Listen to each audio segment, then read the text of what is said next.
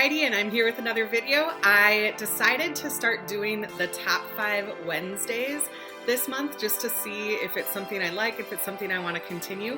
And I know I'm a week late on this video, and so I'm trying to do both last week's and this week's all in the same week. And we'll just see where it goes. Top 5 Wednesday is a group on Goodreads where they have a new topic every week, and then every Wednesday you're supposed to post a video of the top 5 in that category for you. So the category that was last week was favorite books outside of your comfort zone. Now, these books that I chose for this top 5 Wednesday I think might be a surprise to you guys, especially being that I'm an English teacher. So let's get started. The first out of my comfort zone book that I'm going to talk about is Edgar Allan Poe and his Complete Tales and Poems. Now, the reason that this was chosen is because, yeah, I know, I'm an English teacher. I have my master's degree in English. I studied English forever, but I am not into poetry. I don't know what it is. I just can't understand it half the time. I prefer the books that have the running narrative and the dialogue. I just was never one to get into poetry, so I don't really like poetry, but I do like Edgar Allan Poe. I think his stuff is kind of dark and it really captures people, especially in The Raven, just that repetitive, nevermore, and that type of thing. So that's the first one. The second one is Native Son by Richard Wright, and this is outside of my comfort zone because it is a classic. And again, Heidi, you're an English teacher. Yeah, I know, but classics are not always my go-to thing. I'm not the teacher who's going to throw a classic at you just because it's considered a classic. I'm going to look for the purpose behind it and choose a book that fits that. Now, going back to Native Son, this is probably one of the best books I think I've ever read in my life. It was so good, I ended up giving it to my dad and said, "Dad, you have to read this." And every 10 pages, he was like, "Heidi, what did you get me into?" He was underlining and highlighting things, and we still talk about it. He read it 7 years ago after I gave it to him, and we still talk about it to this day, that it was one of the best books we ever read. It's about a black boy named Bigger Thomas, and it's set in Chicago in the 1930s, and he happens to be a servant of a very wealthy white family. Now, I'm not going to tell you what happens in the beginning because that ruins the whole story, but it just goes through and talks about the way that they were treated, how they have to live on the other side of town, that he is questioned if he's driving the white female around.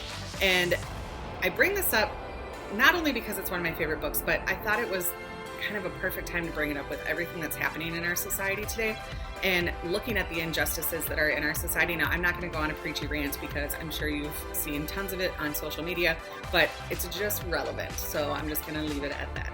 The third one that I'm going to talk about is Elsewhere by Gabrielle Zevin. Now, this book, I don't know if people heard of this or maybe this was really popular back when it got published, but this is out of my comfort zone because it deals with death, and death is not something that I like dealing with. It's just kind of scary to me. So this is about a girl who ends up dying, and then she goes into the afterlife and she kind of watches her family and friends continue life without her. And then there's this very interesting premise of how when you go into the afterlife, you start at whatever age you died at, and then you age backwards until you're a baby again and you go back to the world.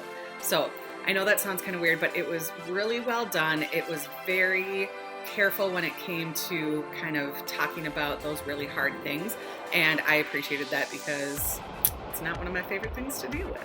The next book I'm going to talk about is It's Okay to Laugh, Crying is Cool Too by Nora McInerny-Permort. And this is a new book that's out, a local Minnesota author. I'm not sure if people have heard about it that much, but this one was chosen because it is nonfiction.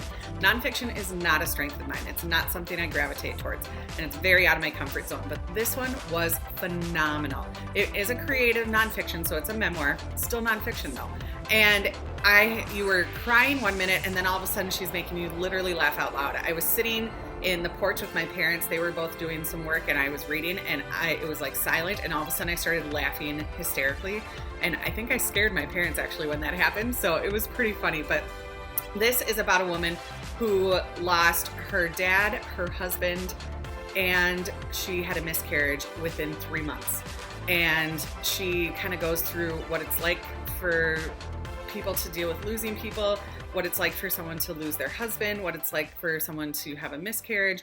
Her husband died of brain cancer, so having to be that support and help him out. But this is one I would highly recommend, and I'm actually going to do a review video for it later. And the last book I'm going to talk about today is, of course, Children Shouldn't Play with Dead Things by Martina McTee. And the reason I'm choosing this one is because the out of my comfort zone is actually the LGBTQ community. Now, please don't get me wrong. I am not a homophobe at all. I really appreciate that everyone has their own style, everyone has their own way of life, and I believe that it's not a choice, it's something that they're born with. I really support people who are that way. I just don't know a lot about it, and that's why it's out of my comfort zone. I'm not very up on what it means to be gay or lesbian or queer or bisexual. I am a straight woman, and so I just don't know what that's like. And it was very interesting because Martina did it in a way that seemed very natural and normal, and like her characters were just meant to be that way, and I think they were meant to be that way. It really helped me start to understand the whole community, and I look forward to more of the LGBTQ literature just so I can continue opening my eyes to that community and know how to support people who may be gay or lesbian or transsexual or whatever, so that they don't feel judged or like they don't belong anytime they're around me. And that is it for my very first Top 5 Wednesday. I hope you enjoyed, and I'll be back with another video soon. Have a great day, everyone. Bye.